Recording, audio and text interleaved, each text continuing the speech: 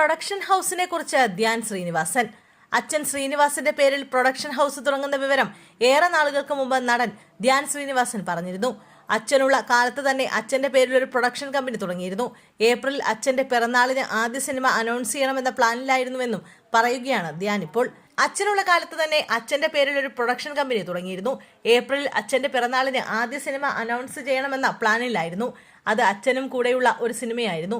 പക്ഷെ അതിന് നടക്കില്ല. അതിനുശേഷം കുറച്ച് സിനിമകൾ സംസാരിക്കുകയും കമ്മിറ്റ് ചെയ്തിട്ടുമൊക്കെ ഉണ്ട്. അതിൽ 1-2 സംവിധാനം ചെയ്യാമെന്ന് ഏറ്റെടുത്തിട്ടുണ്ട്. വേറെയും സംവിധായകരുടെയും സിനിമകളുണ്ട്. നല്ല തിരക്കിലാണ്. എങ്കിലും എനിക്ക് എല്ലാ കാര്യങ്ങളും പിഷാരടി ചേട്ടൻ ചെയ്തു തന്നു. ഇപ്പോൾ ഞങ്ങൾ എല്ലാവരും കൂടെ തീരുമാനിച്ച് ജൂലൈ ഓഗസ്റ്റ് മാസത്തിൽ ആദ്യ സിനിമ ഏതെന്ന് അനൗൺസ് ചെയ്യാനാണ് പ്ലാൻ, ധ്യാൻ പറഞ്ഞു.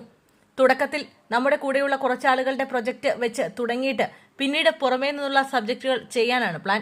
മലയാള സിനിമയിൽ മിക്ക നടീനടന്മാരുമായിട്ട് അസോസിയേറ്റ് ചെയ്ത സിനിമ ചെയ്യാനാണ് പ്ലാൻ എന്നും ധ്യാൻ പറഞ്ഞു. ഈ വർഷം സിനിമകളുടെ എണ്ണം കുറയുമെന്നും സംവിധാനത്തിലേക്ക് കൂടുതൽ ശ്രദ്ധ കേന്ദ്രീകരിക്കുമെന്നും ധ്യാൻ മുമ്പ് പറഞ്ഞിരുന്നു. കല്യാണമനമാണ് ധ്യാനിന്റേതായി ഒടുവിൽ തിയേറ്ററുകളിലെത്തിയ ചിത്രം.